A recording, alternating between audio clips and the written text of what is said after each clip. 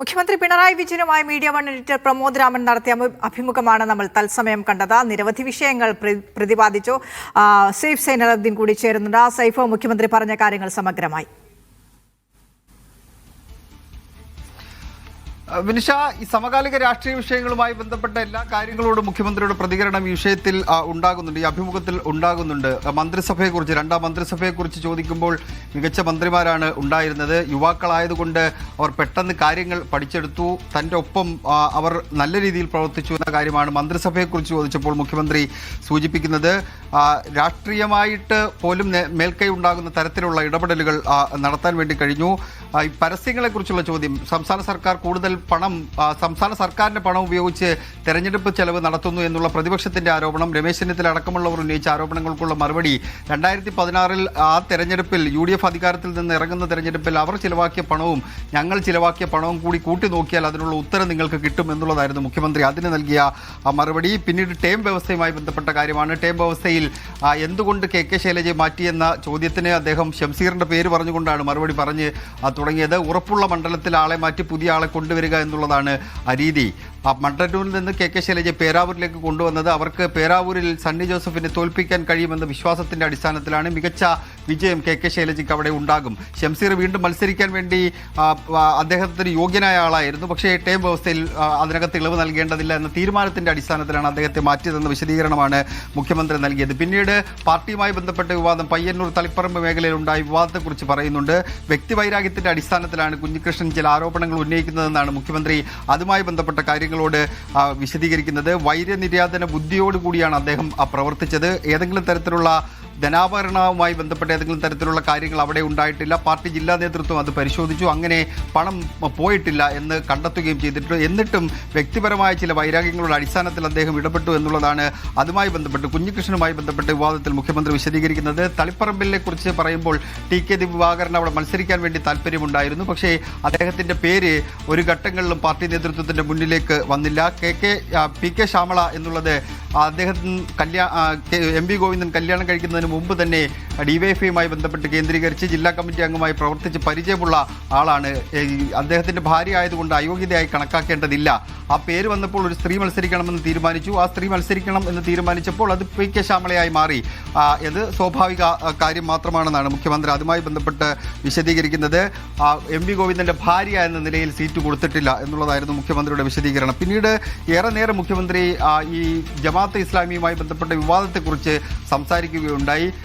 സർക്കാരിനെതിരെ ചില പ്രചരണങ്ങൾ നടത്താൻ വേണ്ടിയുള്ള ഒരു മർമറിംഗ് ക്യാമ്പയിൻ പൊതുവെ നടക്കുന്നുണ്ട്. ആ ക്യാമ്പയിൻ ഉണ്ടാകുന്നതിൻ്റെ ആദ്യ കാരണം LDF സർക്കാരിനോട് മുസ്ലിം മത ന്യൂനപക്ഷങ്ങൾക്ക് ഒരു അടുപ്പമുണ്ടാകുന്നു. കൂടുതൽ വോട്ടുകൾ ഇടതുമുന്നണിക്ക് കിട്ടിത്തുടങ്ങി മുസ്ലിം മേഖലയിൽ നിന്ന്. പണ്ടങ്ങനെ കിട്ടില്ലായിരുന്നു, ഈ സമയങ്ങളിൽ അങ്ങനെ കിട്ടുന്നുണ്ടായിരുന്നു. അത് മനസ്സിലാക്കിക്കൊണ്ട് ഒരു മർമറിംഗ് ക്യാമ്പയിൻ തുടങ്ങി. ആ മർമറിംഗ് ക്യാമ്പയിനിൽ സർക്കാരിന് വിരുദ്ധമായ കാര്യങ്ങൾ, സർക്കാർ ചെയ്യാത്ത കാര്യങ്ങൾ, സർക്കാരിനെതിരെയുള്ള കാര്യങ്ങൾ വ്യാപകമായി പ്രചരിപ്പിക്കുന്നു. ചില ഉദാഹരണങ്ങൾ കൂടി മുഖ്യമന്ത്രി അതിനകത്ത് സൂചിപ്പിക്കുന്നുണ്ടായിരുന്നു. ഇതിൻ്റെ എല്ലാം തുടക്കം കുറിക്കുന്നത് ജമാഅത്തെ ഇസ്ലാമിയാണ് എന്നുള്ളതാണ് മുഖ്യമന്ത്രി അതിനകത്ത് ആരോപണമായി ഉന്നയിച്ചത്. പിന്നീട് എഡിറ്റർ പ്രമോദ് രാമൻ ചില ചോദ്യങ്ങൾ അതുമായി ബന്ധപ്പെട്ട് ചോദിക്കുന്നുണ്ട്. പണ്ട് CPM-ഉമായി സഹകരിച്ചതിനെ കുറിച്ചുള്ള ചില ചോദ്യങ്ങൾ ചോദിക്കുന്നുണ്ട്. ജമാഅത്തെ ഇസ്ലാമി സഹകരിച്ചതിനെ കുറിച്ച് ഉള്ള ചോദ്യങ്ങൾ. അതിന് മുഖ്യമന്ത്രി നൽകിയ മറുപടി, അന്നവർ ഇത്തരത്തിൽ കടുത്ത നിലപാട് സ്വീകരിച്ചില്ല, രാഷ്ട്രീയമായ നിലപാട് അന്ന് സ്വീകരിച്ചിരുന്നില്ല. ചില സ്ഥലങ്ങളിൽ ഞങ്ങളുടെ സ്ഥാനാർത്ഥിയെ അവർ പിന്തുണച്ചിട്ടുണ്ട്. AKG സെന്ററിൽ വെച്ച് തന്നെ ചർച്ചകൾ നടത്തിയിട്ടുണ്ട്. അന്ന് അത്രയും കടുത്ത നിലപാട് അവർക്ക് ഇല്ലായിരുന്നു.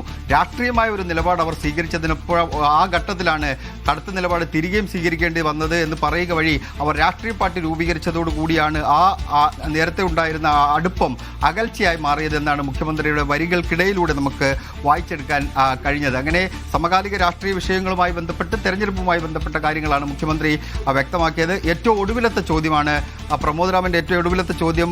ഈ തെരഞ്ഞെടുപ്പ് തോറ്റാൽ വനവാസത്തിന് പ്രതിപക്ഷ നേതാവ് പോകുമല്ലോ, അങ്ങനെയാണല്ലോ പറഞ്ഞിരിക്കുന്നതെന്ന ചോദ്യത്തിന് മുഖ്യമന്ത്രി ചിരിച്ചുകൊണ്ട് നൽകിയ മറുപടി രസകരമായിരുന്നു. അദ്ദേഹം പറഞ്ഞത്, അതിനുള്ള മറുപടി ഞാൻ തയ്യാറാക്കി വെച്ചിട്ടുണ്ട്, അതിപ്പോഴല്ല, അത് തെരഞ്ഞെടുപ്പ് കഴിഞ്ഞതിന് ശേഷം ഞാൻ പറയും എന്ന മുഖ്യമന്ത്രിയുടെ വാക്കുകളിൽ ഇടതുമുന്നണിയെ നയിക്കുന്ന ആൾ എന്ന നിലയിൽ അദ്ദേഹത്തിന്റെ ആത്മവിശ്വാസം കൂടി പ്രകടിപ്പിക്കുന്നതായി നമുക്കതിനെ കണക്കാക്കിയെടുക്കാൻ കഴിയും. ബിനിഷ. സൈഫു, ഈ തെരഞ്ഞെടുപ്പിൽ ഏറ്റവും കൂടുതൽ CPM-ന് LDF-ന് തിരിച്ചടി നേരിടാൻ പോകുന്നത് ഒന്ന് ശബരിമല വിഷയത്തിലാണ്. ശബരിമല സ്വർണ്ണക്കൊള്ളക്കേസായാലും ആഗോള അയ്യപ്പ സംഗമവുമായി ബന്ധപ്പെട്ട് വരുന്ന വിവാദങ്ങളും വിമർശനങ്ങളുമായാലും മറുപടി പറയേണ്ടി വരും ഈ തെരഞ്ഞെടുപ്പിൽ ഏതായാലും. അതുപോലെ തന്നെയാണ് SNDP-യുമായുള്ള നിലപാട്. ചില വർഗീയ പരാമർശങ്ങൾ വെള്ളാപ്പള്ളി നടേശന്റെ ഭാഗത്തുണ്ടായിരുന്നു. ആ കാര്യം സംബന്ധിച്ച് വെള്ളാപ്പള്ളിയുമായും SNDP-യുമായുള്ള നിലപാടുകളെ സംബന്ധിച്ച് മുഖ്യമന്ത്രി പറഞ്ഞ കാര്യങ്ങൾ. വെള്ളാപ്പള്ളി നടേശനെ കുറിച്ചുള്ള ചോദ്യങ്ങൾക്ക് മുഖ്യമന്ത്രി കൃത്യമായ ഒരു വിശദീകരണം അതിനകത്ത് നൽകിയിട്ടില്ല എന്നുള്ളതാണ് ഏറ്റവും പ്രധാനപ്പെട്ട കാര്യം.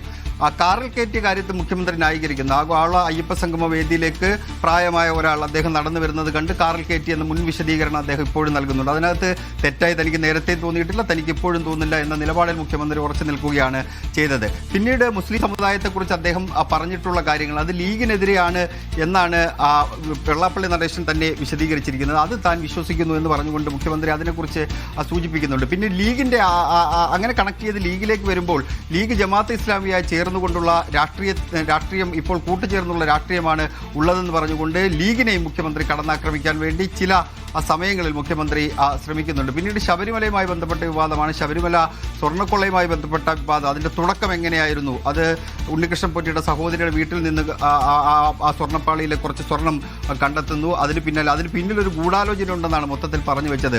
അത് ഹൈക്കോടതിയുടെ നേതൃത്വത്തിലാണ് അതിൻ്റെ അന്വേഷണം നടക്കുന്നത്. പ്രത്യേക സംഘം അന്വേഷിച്ചു വരുന്നു. അത് നല്ല രീതിയിൽ അന്വേഷണം നടത്തുന്നുവെന്ന് ഹൈക്കോടതി തന്നെ വ്യക്തമാക്കിയിട്ടുണ്ട്.